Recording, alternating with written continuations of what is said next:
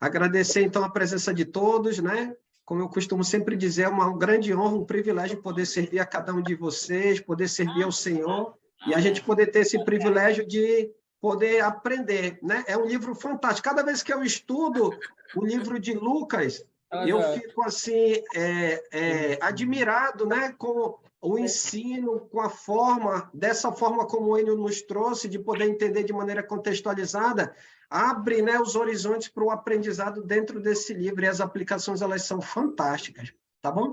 Quero agradecer a todos, passar para o irmão Claudemiro para nos conduzir em oração. Com você, Claudemiro. Obrigada a você, Alessandro.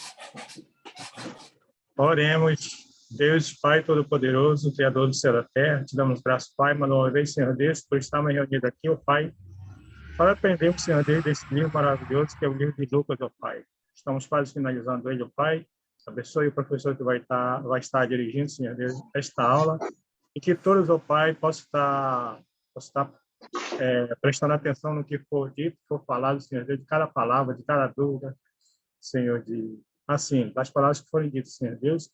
Abençoe nossos familiares, nossos amigos e nossos vizinhos. Abençoe, Pai, a todos os irmãos que se fazem presente nesta aula, Pai, mais uma vez.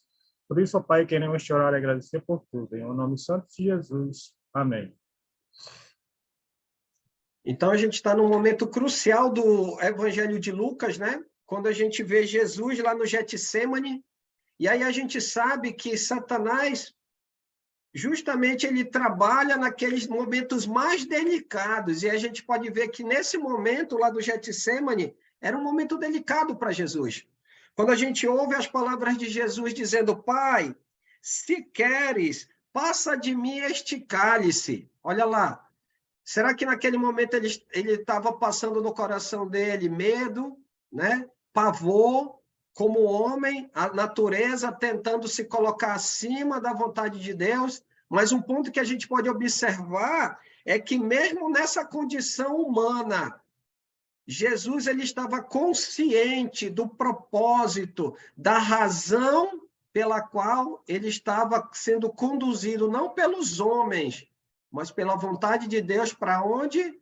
Para a morte, para o sacrifício, para derramar o seu sangue. E aí ele finaliza no versículo 42, quando ele diz: contudo, ou seja, Pai, se queres, passa de mim este cálice, contudo, não se faça a minha vontade, e sim a tua. Então, ele está deixando a natureza, o pavor, o medo de lado. E ele está colocando para o Senhor, para o Pai, que Deus cumpra nele o quê? A sua vontade. Ontem, na aula do Apocalipse, né, como eu comentei com os alunos, é um ponto que a gente precisa pensar. Jesus, nesse momento crucial, ele estava pensando em quem? Em mim, em você, em nós. Ele estava pensando no futuro espiritual daqueles homens na qual ele tinha preparado. Ele estava pensando na sua mãe, nos seus irmãos, no futuro deles, através da restauração que seria estabelecida por quem? Por ele, por ele. Onde nós estaríamos se Jesus não tivesse cumprido o papel que Deus determinou? Dentro do seu plano, não haveria restauração. Logo, não havendo restauração, o que seria de nós, na nossa condição de pecado? Como nós teríamos a presença de Deus através do Espírito Santo se Jesus ele não tivesse cumprido o plano restaurador do Senhor? Onde nós estaríamos? Olha só a importância, né? Aquilo que estava na mente de Jesus nesse momento tão delicado. E ele foi fiel. E ele foi fiel até onde? Fiel até a morte, né? Como a gente vê quando ele diz lá no contexto de Apocalipse para a igreja de Esmirna, né? Ser fiel até a morte. Se eles tivessem alguma dificuldade de entender, Jesus ele já estava ensinando aqueles irmãos, aquela congregação, aquela igreja, pelo exemplo. Porque, pera lá, se eles parassem para pensar, por que Jesus está dizendo para a gente ser fiel até a morte? Ele foi fiel até a morte? Sim, ele foi fiel até a morte. Então, ele está dizendo para aquelas pessoas, sigam o meu exemplo. E, ao final, eles vão receber o quê? A coroa da vida. E aí é um ponto para a gente poder entender a importância disso, né, nesse momento crucial que ele está onde? No Getsêmani. Um ponto que eu queria observar na semana passada, lá no versículo 43 e 44, se você observar na sua versão, você consegue enxergar aí um colchete no início do versículo 43 e no finalzinho do versículo 44, você consegue enxergar um colchete? Tem lá assim, um colchetezinho bem no cantinho, no 43 e no 44. Isso quer dizer o quê? Né? Que esses dois versículos eles não constam nos manuscritos mais antigos. Então, dentro da comparação dos manuscritos que eles têm, né, essa referência desses dois versículos não constam naqueles trechos mais antigos dos manuscritos do Novo Testamento, específico do livro de Lucas, né, eles não constam. Aí um ponto que eu queria observar, como eu ia citar semana passada, muitas vezes a gente vê as pessoas citando a questão lá, Jesus ele estava suando gotas de sangue. Esse trecho do 43 até o 44, eles foram acrescentados pelos escribas, né? Ou seja, pelos copiadores. Então, ele julgou de maneira conveniente, não atrapalha a estrutura do texto. Mas um ponto que a gente pode observar é só ter cautela, né, para quando a gente poder enfatizar isso como sendo, por exemplo, não, Jesus de fato aconteceu isso. Então é só para a gente ter atenção. Por quê? Porque nos manuscritos mais antigos não consta essa expressão. Lembra lá quando a gente vê João capítulo 7, se eu não me engano, acho que o versículo 53 até o capítulo 8, que ele vai falar da mulher adúltera, também é um outro trecho que a gente não tem, mas como disse um certo pregador, isso não interfere no contexto de João, é uma bela lição, né? É um aprendizado fantástico deixado, né? Ele não vai tirar a beleza, mas aqui, como a gente pode observar, também precisamos ter cuidado, para a gente não afirmar, por exemplo, e um outro ponto que eu queria observar, é quando ele fala um ponto sobre gotas de sangue, né? E aconteceu como seu suor, como se tornasse como gotas.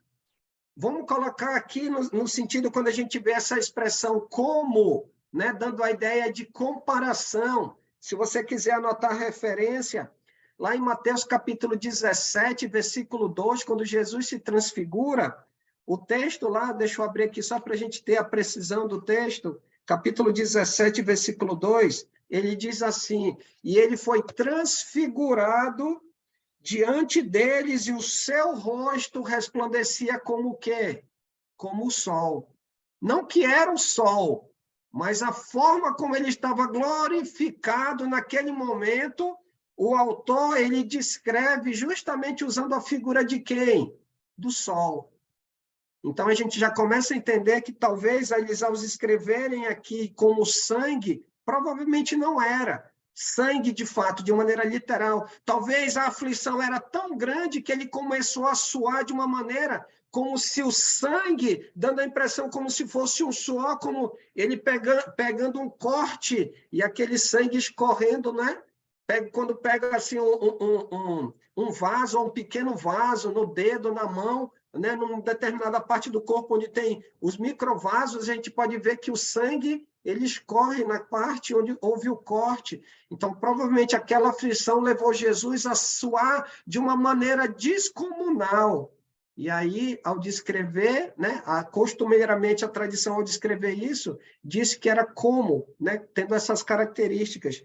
Agora, olha outro detalhe também, pegando esse termo como, quando nós olharmos ele na Bíblia, lá em Atos capítulo 2, versículo 2 e 3, também é bem interessante, quando ele usa esse termo como, Atos capítulo 2, lá no início, né, da pregação de Pedro, Atos capítulo 2, versículo 2 e 3, é bem interessante aqui, quando a gente vai fazer a leitura, versículo 2 diz assim, Atos 2, 2 e versículo 3, de repente veio do céu um som, olha lá, um som, e esse som era como? Versículo 2, era como esse som? Um vento. Como um vento. Então, para muitas pessoas, eles, ao ouvirem, não atentarem no detalhe, diz que era um vento, mas na realidade não era um vento, era um som como de um vento. Como se de uma grande ventania, era o barulho de uma grande ventania. Um vento impetuoso que encheu toda a casa. Mas o que encheu? Foi o vento? Não, foi o som. Então, por isso que ele descreve, veio do céu um som. Olha o versículo 3, quando ele vai trabalhar a ideia das línguas, isso é só para a gente entender a expressão como, né? E apareceram distribuídas entre eles línguas, como o quê? Como de fogo. Como de fogo. Mas era fogo? Não. Não, eram línguas. Então, é como se algo, uma luz sobre cada um deles, e aí o autor Lucas, como é que eu vou descrever isso?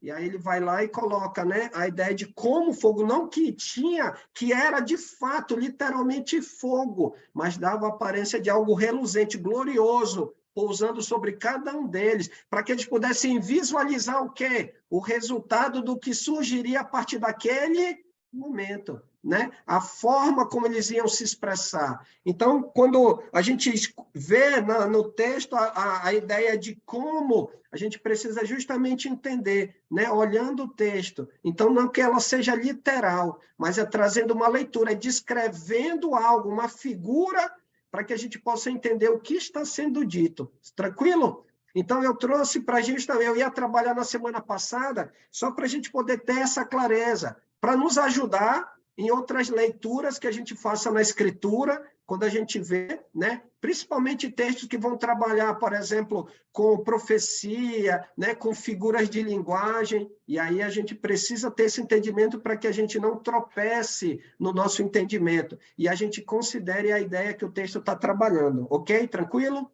Alguma pergunta aqui desse ponto? Deu para entender? Tranquilo? Ok, então, vamos lá, então. Versículo 47. Versículo 47 ao 53. Alguém pode ler para a gente, por favor? 47 ao 53. Lucas 22, 47 ao 53. Um voluntário ou uma voluntária? Falava ele ainda, quando chegou uma multidão. E um dos 12, o chamado Judas, que vinha à frente deles, aproximou-se de Jesus para o beijar. Jesus, porém, lhe disse: Judas, com um beijo traís o Filho do Homem? Os que estavam ao redor dele, vendo o que ia suceder, perguntaram: Senhor, feriremos a espada. Um deles feriu o servo do sumo sacerdote e cortou-lhe a orelha direita. Mas Jesus acudiu, dizendo: Deixai, basta. E, tocando-lhe a orelha, o curou. Então, dirigindo-se Jesus aos principais sacerdotes, capitães do templo e anciões que vieram prendê-lo, disse: Saíste com espadas e porretes como para deter um salteador? Diariamente, estando eu convosco no templo, não puseste as mãos sobre mim. Esta, porém, é a vossa hora e o poder das trevas. Obrigado, irmão Flores. E aí, o que a gente vai observar aqui, bem interessante, né? Porque quando chega no versículo 46, vamos ler o 45, e aí a gente vai entender a expressão inicial do versículo 47.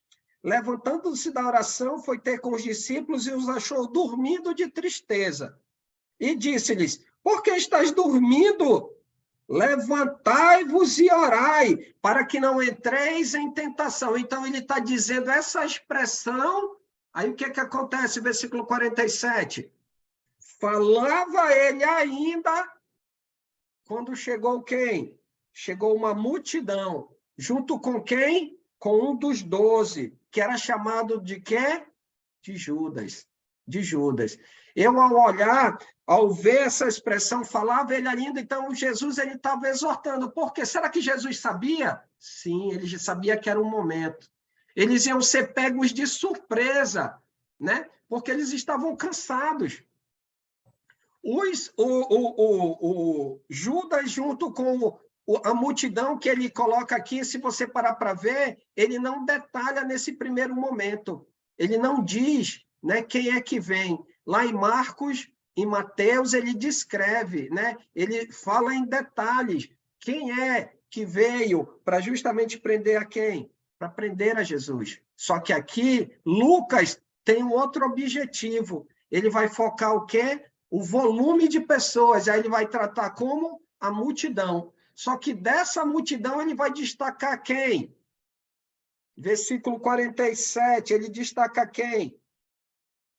Dessa multidão inteira. Ele diz Judas. Ele vai destacar Judas. Tanto é que ele diz, ó, pode falar. Oi, irmã Zema, boa noite. E um dos 12, e ele destaca, ó, e um dos 12. Então, veio uma multidão, e junto com a multidão veio quem? Um dos 12, chamado Judas. Agora, olha um ponto para a gente entender. Deixa marcado aqui capítulo 22. Vamos lá em João capítulo 18. Segura aqui o capítulo 22, vamos lá em João 18. Uma informação bem interessante, pegando aqui o livro sinótico, que João nos traz, lá no capítulo 18, versículo 2. Versículo 2, diz assim, ó, João 18, 2. E Judas, o traidor, também conhecia aquele lugar, porque Jesus ali estivera muitas vezes com seus discípulos. Então, ele sabia, lembra, eu comentei na semana passada, que era comum, né? Era comum, ele ia para aquele local, ou seja, ele pregava, fazia os sinais, né? Buscava fazer com que as pessoas entendessem, edificava, fortalecia os seus discípulos, mas Jesus também tirava um momento para o quê? Para desenvolver a sua comunhão com o Senhor, ou seja, ele orava. Ele se dedicava à oração. Por quê? Porque ele também precisava. Não era só Pedro, João e os demais que precisavam ser ensinados. Jesus, ele valorizava os momentos que ele tinha através da oração, ou seja, quando ele conversava, quando ele colocava, né, as suas questões, o seu dia a dia, pedindo forças, provavelmente, pedindo direção, pedindo força para aquilo que ele estava passando. Então, ele buscava Deus em oração. E o que nós precisamos fazer? Nós que já vivemos no contexto restaurado, precisamos fazer o quê? Precisamos buscar Deus em oração. Fico feliz porque muitos de nós, né, nessa nossa convivência, nessa comunhão que temos durante esse período da pandemia, nós temos feito intervenções por meio de oração. Né? Vejo, às vezes, o Giovanni, irmã, Jeane está precisando disso, é X. E aí os irmãos a gente começa a cooperar, quando vê, a irmã já disse que já foi, já alcançou, olha só. E aí pede, né, declara a questão de oração, precisando para a questão de saúde, isso ou aquilo. E aí o que a gente faz? Eu, você, cada um de nós aqui, nós oramos. Nos unimos no mesmo espírito na oração. E aí depois o que a gente ouve? Que Deus respondeu aquela oração. Vê como é que a oração é importante? Não somente nos momentos bons, né? Mas também precisamos buscar a Deus nos momentos difíceis. Por quê? Porque Jesus, nesse momento aqui, no Getsemane, ele estava passando por uma situação delicada, né? Extremamente importante. E ele estava buscando a quem? A Deus. Mesmo com seus discípulos dormindo, mas ele sabia que o propósito de Deus estava para ser cumprido em quem? Nele. E Judas sabia disso. Judas, então, como no próprio contexto de João, né, a gente vê do 13 até o 17, ele sai durante a ceia e ele vai para onde? Ele vai junto ao Sinédrio. E como o próprio João descreve aqui no Evangelho, ele sabia para onde Jesus ia. Então, Jesus estava naquele momento de oração. Ele está falando com seus discípulos, versículo 47. Então, chega a multidão e quem? E Judas. E olha só, 47, Lucas 22, 47. Diz assim, que vinha à frente deles. Será que quando Judas ele estava entre os discípulos de Jesus, será que ele tinha a iniciativa como ele está tendo agora? Será que quando Jesus lançava a pergunta, né, fazia uma pergunta, será que ele era aquele primeiro a responder? Será que ele tinha essa participação? E a gente não vê isso nos evangelhos. O único momento que a gente vê Judas, ele tomando a frente, ele comentando algo, é quando aquela mulher vai derramar aquele vidro de perfume de 300 denários, não é isso? Nos pés de Jesus. Aí sim, mexeu no bolso, mexeu com Judas. Mexeu no bolso, mexeu com Judas. Aí é o único momento que a gente vê. Só que nesse momento crucial para ele, inclusive. Por quê? Porque ele vai levar aqueles que querem tirar a vida de Jesus, que querem matar, que estão com um plano para matá-lo. Mas mal sabia eles que o plano era de quem? De entregar o filho, do próprio Deus. E que Jesus estava ciente disso. Só que Judas, ele toma o quê? Ele toma a iniciativa. Só que ele não toma a iniciativa para restaurar. Ele toma a iniciativa para o quê? Para justamente levar Jesus à morte. Para conduzir Jesus. Então, ele se coloca numa situação extremamente delicada. E olha como ele faz isso. Versículo 47. Ele vinha à frente, ele se aproxima de Jesus e o que ele faz? Ele beija Jesus. Né? O fato de ele beijar a Jesus, o fato de ele estar beijando Jesus, né? Quando ele combina, provavelmente, na situação onde eles estavam, lá no Monte das Oliveiras, escuro, algumas tochas, a visibilidade ela não era adequada. Então, para saber quem era a pessoa certa que eles precisavam prender, provavelmente Judas combinou o quê? Um sinal. E qual era o sinal? O beijo. Então, ele se aproxima de Jesus e ele beija a Jesus como um sinal de quê? Dentro do contexto deles lá, beijar era um sinal de amizade, de uma pessoa próxima, uma pessoa que tinha intimidade com aquela, era uma pessoa próxima do convívio daquela pessoa. Um outro detalhe era também uma manifestação de estima.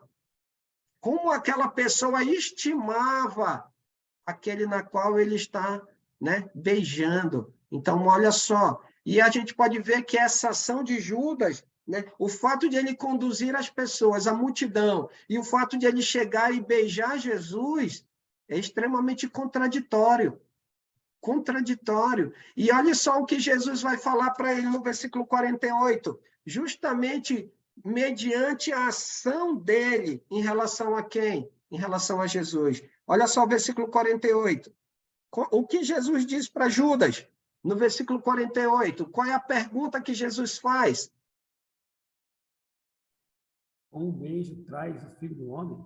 Olha só, com um beijo traz o filho do homem. Por quê? Porque o beijo, como eu expliquei ainda há pouco, ele significava estima, amizade, né? Que ele tinha proximidade, como aquela pessoa era importante, valorosa para aquele que está se colocando nessa situação, que está beijando, saudando aquela pessoa. Só que Judas, ao fazer isso, pela pergunta que Jesus faz, Jesus, ele coloca como ele fazendo de uma maneira horrível, de uma maneira repugnante. O ato em si, mas a própria ação de quem? De Judas. Porque quem era Judas? Como o próprio versículo 47 diz, ele era aquele que fazia parte dos 12, aquele que durante 3 anos ouviu o quê? As palavras. Ele é um dos 12 que manifestou e viu a ação do poder de quem na pessoa de Jesus? Do poder de Deus. Ele viu pessoas, né, mudar, ele estava presente, a gente está no capítulo 22, ele estava presente lá na casa de Zaqueu, quando Zaqueu diz, olha, Senhor, se eu tenho defraudado alguém, eu vou dar metade dos meus bens para os pobres e vou retribuir 4 vezes mais do que a lei determina, eu vou fazer isso. O que Jesus disse? Hoje houve salvação nesta casa. Por quê? Porque esse também é filho de Abraão. Porque o filho do homem veio buscar e salvar quem? O perdido. E o que Judas está fazendo agora? Ele não está tratando Jesus de maneira adequada. Qualquer um poderia ter feito isso, mas Judas se colocou nessa condição. E aí a gente vai entender já a causa pela qual Jesus ele está dizendo o que ele vai dizer lá no 53. Mais um ponto, vamos já chegar lá. Mas aqui é como se Jesus estivesse dizendo que atitude horrível, que atitude repugnante. É como se ele tivesse pegado esses 3 anos de comunhão com Jesus, da estada dele ao lado dos outros, e ter jogado aonde? Jogado fora essa oportunidade de ver, de ouvir e de poder ser o quê? Próximo de Jesus. Ser um discípulo, alguém da confiança de Jesus. Ele era tanto da confiança de Jesus que a carteira, né, vou usar esse termo, a bolsa do ministério ficava na responsabilidade de quem? De Judas. Você pegaria a sua carteira, o seu cartão de crédito e colocaria na mão de alguém que você não confia? Está aqui a minha senha, está aqui o meu cartão de crédito, meu cartão de débito, está aqui minha carteira, tem algumas cédulas aqui, eu vou deixar inteiramente a sua confiança. Você faria isso? Não, nem eu. Mas olha o que Jesus fez. Jesus confiava nele. Jesus conhecia o coração de Judas, mas Jesus deu a oportunidade para quem? Para Judas. Quando a gente vê a declaração dele sobre os 300 denários, o que poderia ser feito naquela situação do óleo, a gente pode perceber que, mesmo assim, Jesus, conhecendo o coração de Judas, Jesus deu a oportunidade para ele. Por quê? Porque o que estava em jogo era a restauração daquele homem. E o que esse homem está fazendo com a restauração? A oportunidade que Jesus está dando para ele, ele está jogando fora. Ele está menosprezando esta oportunidade. Diga, Paulo. Paulo César. É interessante, irmão, que você foi lá em João para poder trazer o ponto, né? E aqui em Mateus, Jesus ainda chama Judas de amigo, né? No momento que ele o beija. Né? No Mateus 50, no 49, diz assim: dirigindo-se imediatamente a Jesus, Judas disse: salve, mestre, e o beijou. Aí Jesus, no 50, Jesus perguntou: amigo, o que o traz? Né? Ainda chama ele de amigo, né? Isso. Bem colocado, Paulo. E isso só mostra, né, Jesus deixando claro para quê? Ele, na condição que ele estava diante de Jesus, dentro do ministério, por aquilo que ele havia aprendido e visto, que a ação dele era controversa em relação ao significado do beijo. Ele não estava estimando Jesus. Ele não estava sendo amigo de Jesus, né? Tem uma situação, né, um dito que a pessoa faz, que o camarada tá na floresta, aí ele diz assim: e se acontecer isso? E se acontecer aquilo? Aí o amigo sempre vai dizendo o contrário, né? Adverso ao outro. Aí ele diz assim: pera lá, você é meu amigo ou você é amigo da onça? Judas aqui, ele não estava sendo amigo de Jesus. Ao contrário, ele estava sendo amigo, estava valorizando seus interesses pessoais, ao invés de quem? Ao invés daquilo que ele havia aprendido e da oportunidade que Jesus estava dando a quem? A ele. Obrigado, Paulo. Diga, irmã Maria Helena. Alessandro, pode parecer o maior absurdo que eu vou falar, mas é que toda vez que vem esse assunto, eu me sinto incomodada. Eu gostaria de dizer o que eu penso sobre Judas.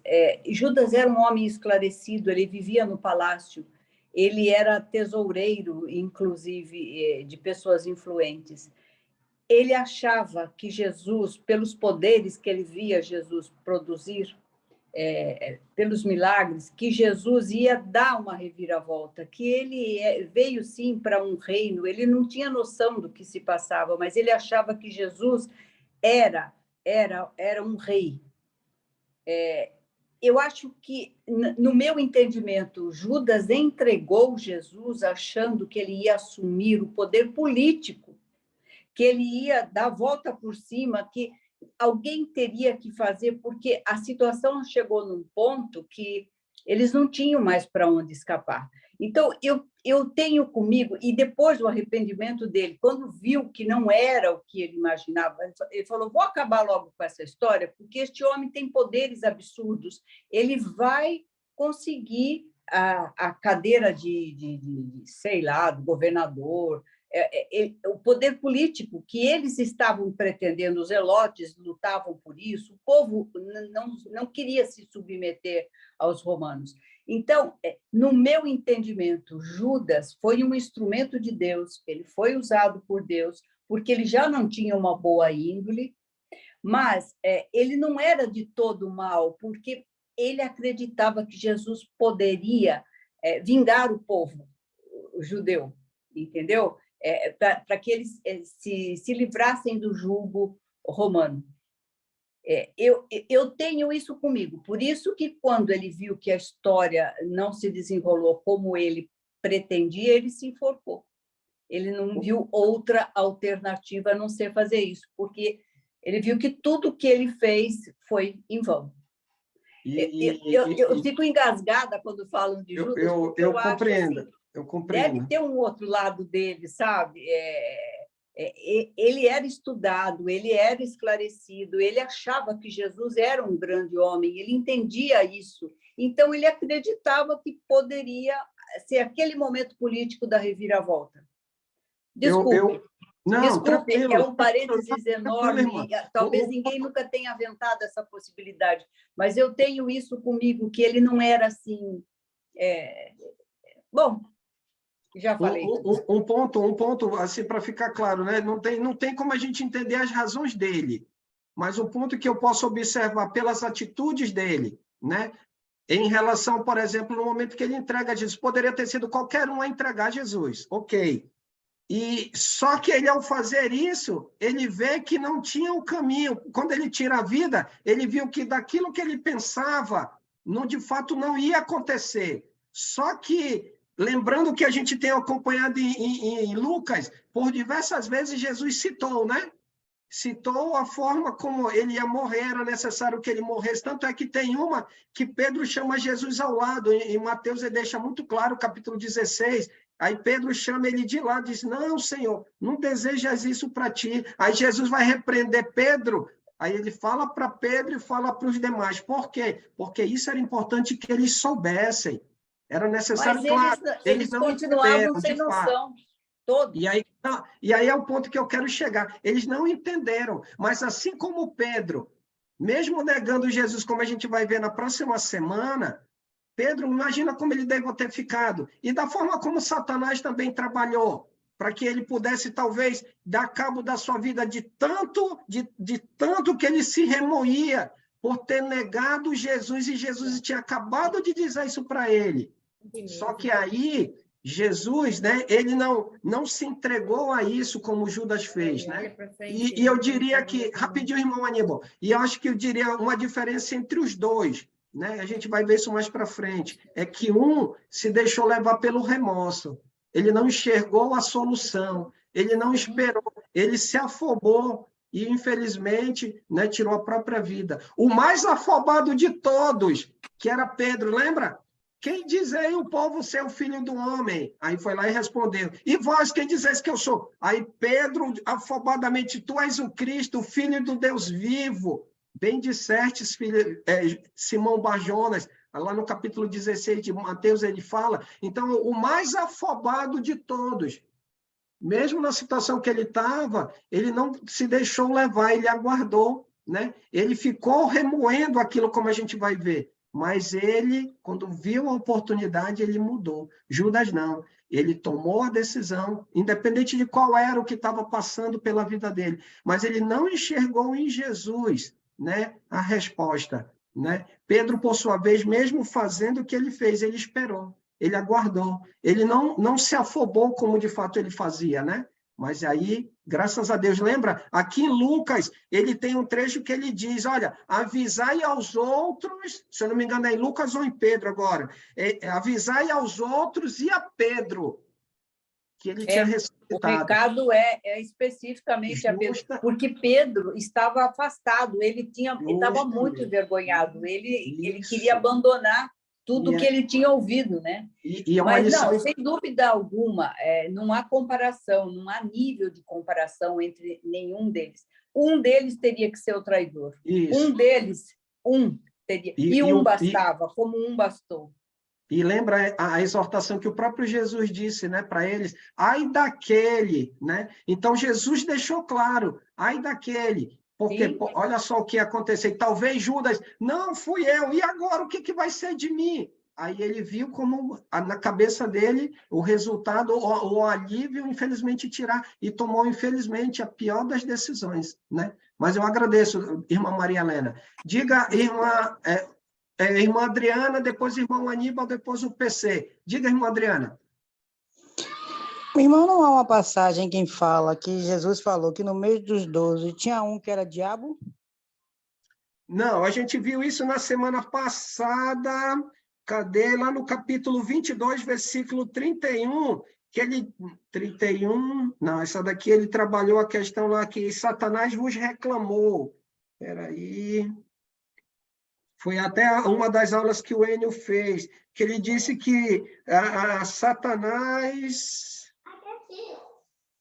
Capítulo foi aqui no capítulo 22. Mas isso ele falou para Pedro também. Isso, eu só estou tentando localizar aqui... Está no versículo 3, Sandro. Ora, 22... Satanás entrou em Judas, esse? Isso. Só que aqui a ideia não é que... ao olhar o texto, a expressão que entrou, não é que ele tomou posse, né? Lembra lá quando Pedro, logo depois de ele declarar quem era Jesus, quando ele repreende, lá no capítulo 16, vamos abrir lá rapidinho, só para esclarecer. Capítulo 16, lá de Mateus, versículo 21. Versículo 21 e 22. No 22, mais claro. Pedro, então, capítulo 16 de Mateus, versículo 22. E Pedro, chamando-o à parte, começou a reprová-lo, dizendo, tem compaixão de ti. Né? Voltando-se, disse para Pedro, arreda-te, Satanás. E aí que está o ponto. Aí você vai dizer, Satanás incorporou em Pedro, ele estava de posse da vida. Não, ele estava falando algo que era contrário à vontade de Deus. Então, se eu e você, ao declararmos algo que é contrário à vontade de Deus, nós estamos declarando a vontade de quem? Deu para entender? Se a palavra diz, permaneceis firmes na palavra, como o próprio Jesus diz para Esmina, ser fiel até a morte. Aí a gente se deixa levar, né? Por problemas, por enfermidade, por alguma situação no dia a dia, por situações com o irmão ou na igreja, a gente diz, eu desisto. Não, irmão, mas o que eu estou falando é que eu participei uma vez, mas o que eu estou falando é que eu participei de uma vez de um bate-papo, desculpa, em que o irmão citou isso, que no meio dos 12, um era diabo, se referindo a Judas. Não, acho que seria, é perigoso a gente afirmar isso. Eu quando citei aqui Mateus 16, olha o que Jesus está dizendo para Pedro, arreda-te, Satanás. Mas é por causa que a palavra de Pedro, naquele momento, não era a vontade de Deus, porque Jesus tinha que morrer, versículo 22, né? E Jesus tinha que morrer, aquilo que ele disse no 21, ele está dizendo que ele vai morrer. Pedro chama ele à parte e diz, não, Senhor, tem compaixão de ti. Ou seja, não morre. Essa era a vontade de quem? De Deus? Não, era a vontade do inimigo de Deus. E por isso que Jesus arreda-te. E aí ele continua, porque tu cogitas das coisas, não cogita das coisas de Deus, e sim das coisas de quem? Dos homens. E aí que está o ponto. Pedro, né, ao falar isso, Jesus não está dizendo que ele estava. Então, quando a gente vê lá no capítulo 22, 3, quando diz assim, Satanás entrou em Judas, é porque naquele momento Judas, aqui nesse exato momento da festa, ele tomou a decisão convicta no seu coração de entregar a Jesus. É esse que é o ponto. Ele tomou a decisão. É como se eu e você dissermos o exemplo que eu disse ainda há pouco. Eu desisto da fé, eu não quero mais. A gente vai deixar que quem entre no nosso coração com essa declaração? Deus? Não, porque Deus diz que é para ser fiel até a morte, e aí quando eu digo não, eu vou desistir, eu estou fazendo a vontade de quem? Do inimigo de Deus. Deu para entender? Isso não significa que ele tomou posse da nossa vida, mas que nós estamos falando algo que é contrário à vontade de quem? A vontade de Deus, só para ficar claro. Rapidinho, PC, eu já te passo a palavra, irmão Aníbal. Dispõe, irmã. Espero que eu tenha ajudado. Ajudou sim, obrigada. Graças a Deus. Diga, irmão, o microfone, irmão Aníbal, o microfone. Obrigado. O plano era de Deus. Deus usa esse fato para com que nós possamos tirar lição dessa história aí. Então, é a lição que nós temos que tirar, né?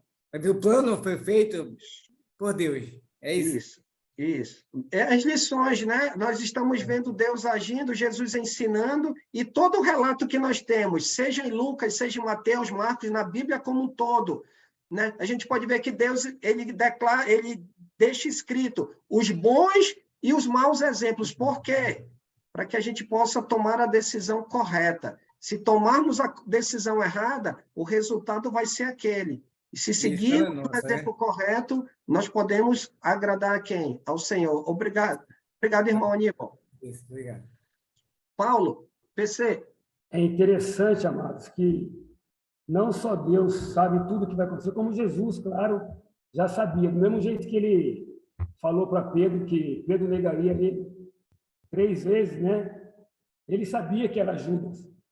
Interessante que Mateus relata isso, né? Lá em Mateus 26, quando Jesus está falando, né? Jesus está falando que ele haveria de passar aquilo. Mateus 26,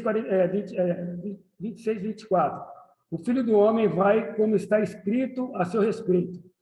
Aí ele diz assim, mas ai daquele que o trair, do homem melhor que seria, não haveria nascido. Então Judas, né, que havia de traí-lo, disse, com certeza não sou eu, mestre. Olha a resposta de Jesus. Sim, é você. Jesus afirmou isso aí, Jesus sabia que era ele. Uhum. Né? Então, aqui Mateus relata isso também, né? Sim. Esse que é o ponto, como a gente pode ver, né, Paulo? A gente pode perceber justamente isso. Jesus sabia, mas o que Jesus fez? Jesus oportunizou. Exatamente. Você já teve aquele momento que muitas vezes você está passando por um momento difícil, as coisas, as tentações estão rodeando a sua mente, o seu coração, e aí um irmão vai trazer um ensino, vai trazer uma palavra, e você chega com aquele irmão e diz, olha, irmão, você disse palavras que eu estava precisando para esse momento. Eu já ouvi pessoas me falando isso. Então, a ideia qual é? Que às vezes, por uma dificuldade, um momento que alguém está vivendo, olha Judas. Judas, ele estava decidido, mas Jesus descartou ele. Não! Ele deu oportunidade. Assim como ele dá para mim e para você hoje a oportunidade. Por isso que a comunhão, a edificação, esses momentos de ensino, de aprendizado, de comunhão, eles são valorosos, porque ajuda no nosso fortalecimento, nos oportuniza, né, nas nossas decisões cotidianas. Diga, PC. Rapidinho, e é interessante que ele, né, do jeito que falou que ele tomou a frente lá com relação às moedas, né, no perfume, aqui ele tomou a frente também, já sabendo o que ele ia fazer. Não, com certeza não sou eu. Sim. Sim. Obrigado, PC. Diga, Neves. Boa noite. Eu só queria fazer uma leitura aqui, que está em João 17, no Evangelho de João, capítulo 17, versículo 12 e 13. Fala assim, enquanto estava com eles, eu os protegi e os guardei pelo nome que me deste. Nenhum deles se perdeu, a não ser aquele que estava destinado à perdição, para que se cumprisse a Escritura. Aquele que estava destinado à perdição para que se cumprisse a Escritura, eu entendo que foi Judas. Tá? Agora no versículo 13. Agora vou para ti, mas digo estas coisas enquanto ainda estou no mundo, para que aqueles que tenham a plenitude da minha... para que eles tenham a plenitude da minha alegria. Então, Jesus... não deixou que somente Judas se perdesse, mas ele esclareceu para os apóstolos, né, e para nós hoje, de que foi para se cumprir a Escritura que aquilo aconteceu. Né? Então, nas Escrituras, estava previsto que ele seria traído por um dos seus, e estava escrito isso já nas Escrituras. Lá em Isaías estava escrito, né? Em Jeremias. Então, tinha já relato disso. Então, precisava se cumprir a Escritura para que Jesus não se passasse por mentiroso. Uhum. Então, Neves, aproveitando o contexto, aí no capítulo 13, lá no versículo 30, né?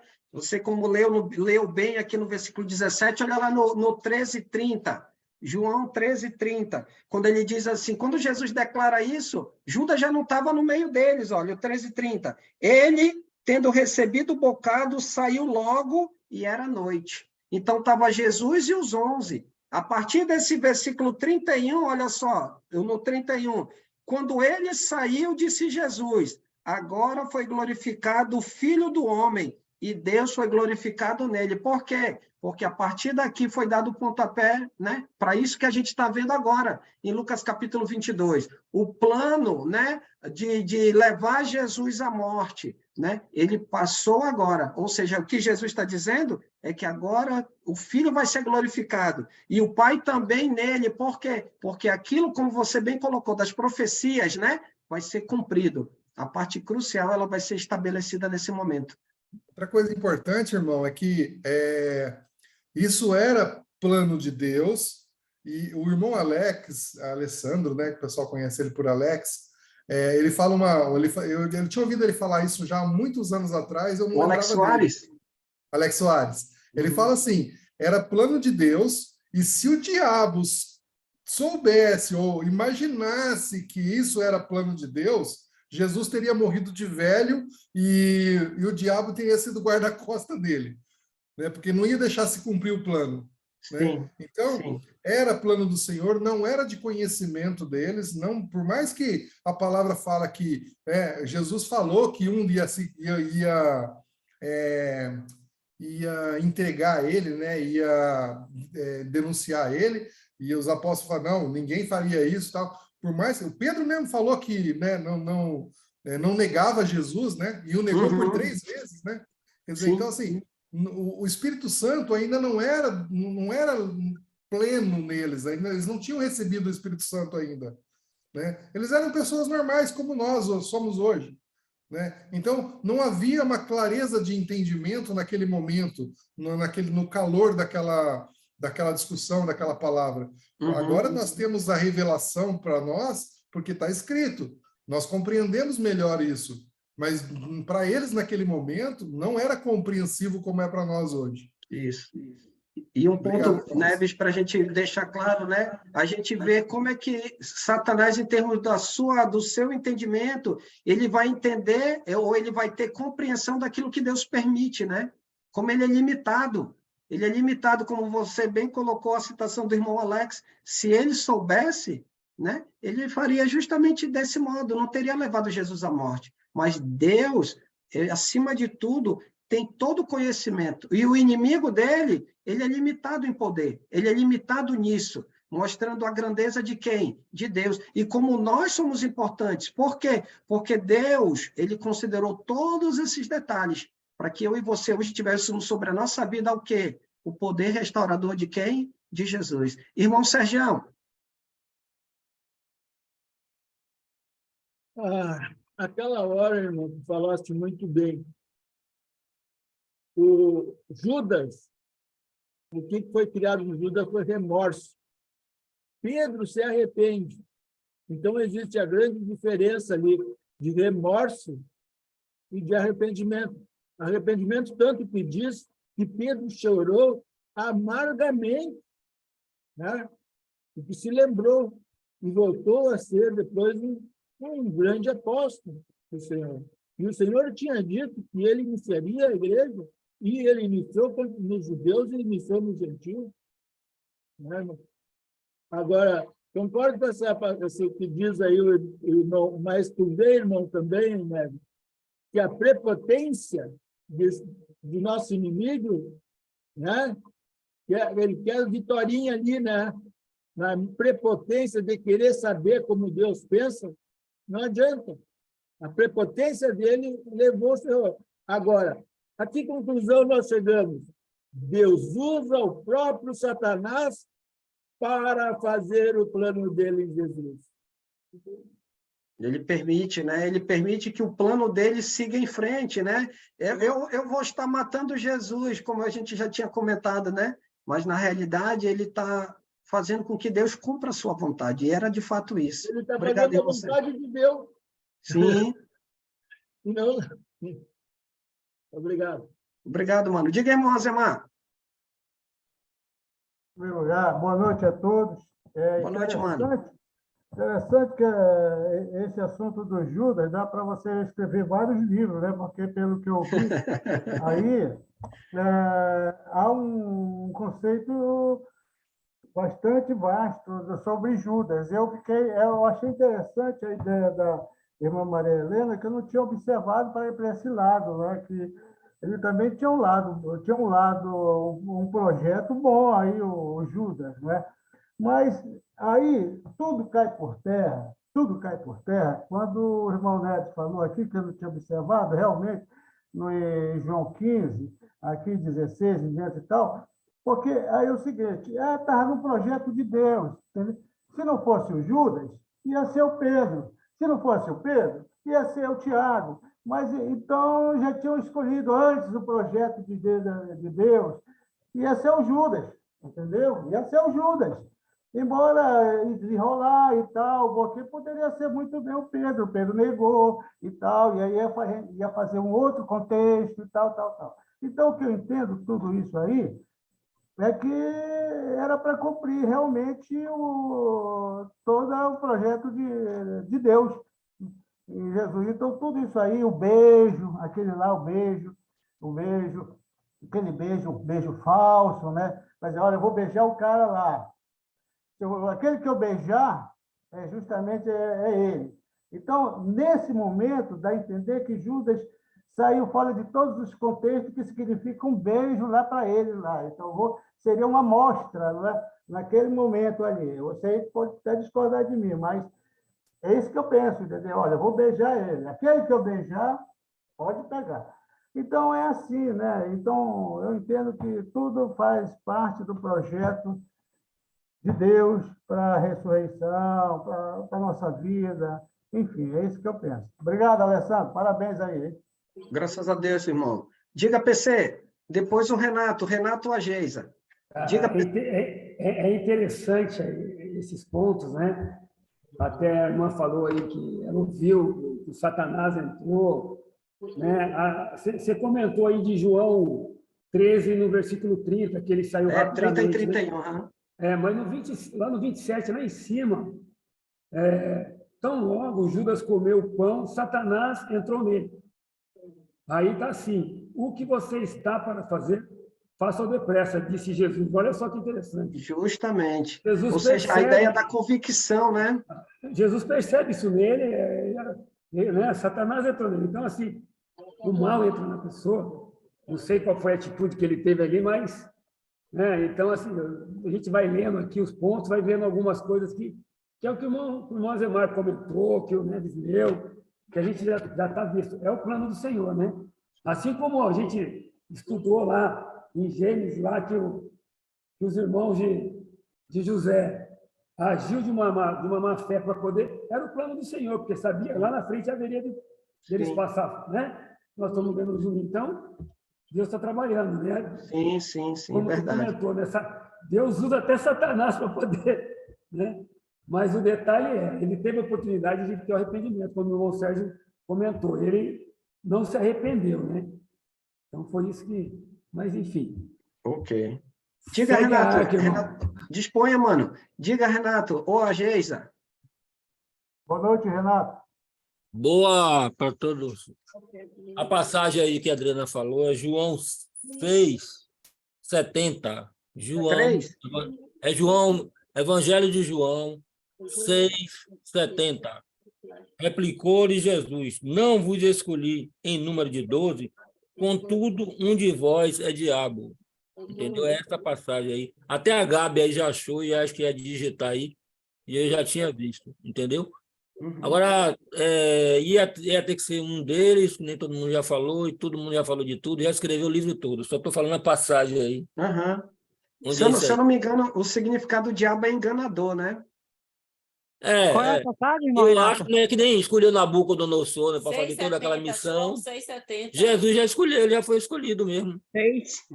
E aí o próprio João, né, lá na carta, no Evangelho, ele explica, né, no 71, fazendo referência porque era ele quem estava para traí-lo. Então, ele já diz por que ele diz, né, a ideia de enganador, ou aquele que engana, né? Então, ele está no meio de Jesus, é o que Jesus disse lá no 22, quando ele diz, espera aí, com um beijo tu me traz?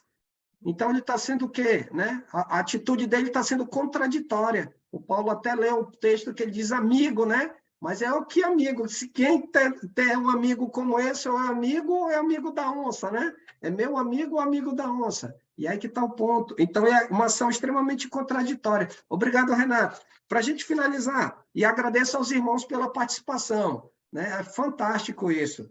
Versículo 49.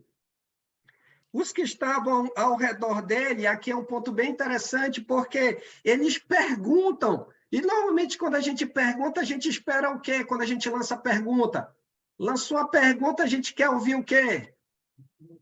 Resposta. A resposta. Só que eles perguntam, e a espada, né? A espada vai no rumo da orelha de alguém. Se você perceber, olha a estrutura lá no versículo 49. Ora, os que estavam ao redor dele, vendo o que ia suceder, perguntaram: Senhor, feriremos a espada? Um deles feriu o servo, ou seja, nem terminou de fazer a pergunta, já desembainhou a espada foi no rumo da frente, ainda bem que pegou uma orelha só. Pelo jeito não cortou, assim, quer dizer, deve ter ficado presa, porque quando a gente vê no versículo 50, né, cortou-lhe a orelha, mas Jesus acudiu dizendo, 51, basta. E então a ideia é como se dá a entender que ela estava cortada, Jesus vem com a mão, né, e ele pega, toca, e aí o que ele faz? Ele restaura, ele cura. Olha só, mesmo nesse momento de aflição, Jesus está priorizando o quê? A restauração, mesmo que seja física. Será que esse homem, depois desse fato, ele vai lembrar desse momento com Jesus? Com certeza, com certeza. Enquanto os seus discípulos estão agindo daquele modo, olha a sobriedade, olha a calmaria, olha a forma como esse homem procedeu, né? Esse servo do sumo sacerdote está lá. Olha como é que esse homem que vai ser levado cativo, olha como é que ele procede. Entendeu? Olha a forma como Jesus está levando a restauração para esse servo. Olha a forma como Jesus está levando a restauração para esses soldados, para as pessoas que estão lá, como a gente vai ver já, a forma como eles vão para prender Jesus. E Jesus sendo tão culpado na mente deles, olha como é que ele age nesse momento. Entendeu? Olha a forma do agir. Olha lá a questão restauradora que ele está trazendo pelo exemplo para essas pessoas. Versículo 52. Então, após restaurar, né, a orelha do Malco, né, o servo do sumo sacerdote, então, dirigindo-se Jesus aos principais sacerdotes, capitães do templo e anciãos. Aí ele vai falar isso nesse momento. Nos outros evangelhos, ele vai citar isso logo no início, esse detalhe. Lucas cita a multidão, e agora ele vai descrever quem fazia parte dessa multidão. Então, os principais sacerdotes, capitães do templo, provavelmente os soldados que aqui estão são do templo, e logo, não só os líderes religiosos, mas o chefe da guarda do templo, né? E os anciãos vieram prendê-lo. E aí o que Jesus diz? Saístes com espadas e porretes, como se fosse para deter um salteador, um ladrão, um malfeitor. Ele está agindo como um malfeitor? Não. Se Jesus fosse um malfeitor, ele já teria corrido. Ele não teria esperado. Imagina só, ele está com 11 homens, mais Jesus 12, né? E agora vem uma multidão diante deles. Quem é que ganharia essa batalha em termos físicos, em termos numéricos? A multidão. E o resultado seria que o mais óbvio, humanamente falando, era que esses 12 corressem. Mas o que Jesus fez? Ele estava lá. Ele restaurou a orelha daquele homem que teve a orelha cortada. E ele está indagando para que essas pessoas... Como é que eles vêm nessa condição? E aí ele declara, ele estava lá todo o tempo, ele não fugiu em nenhum momento. Ele estava sempre próximo desses homens. Versículo 53, diariamente estando eu convosco no templo, não pusestes a mão sobre mim.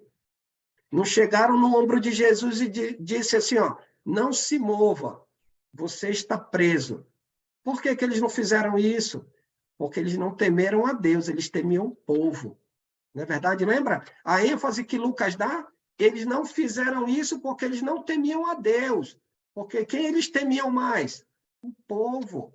Só que agora, no escuro, longe da cidade, no momento, né, ali isolado, num local isolado, bem armados, municiados, agora sim, perdeu Jesus.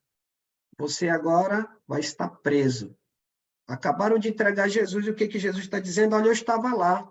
Eu estava diariamente, todos os dias, perto de vocês. Em nenhum momento vocês chegaram e disseram, você está preso, você vai ser levado.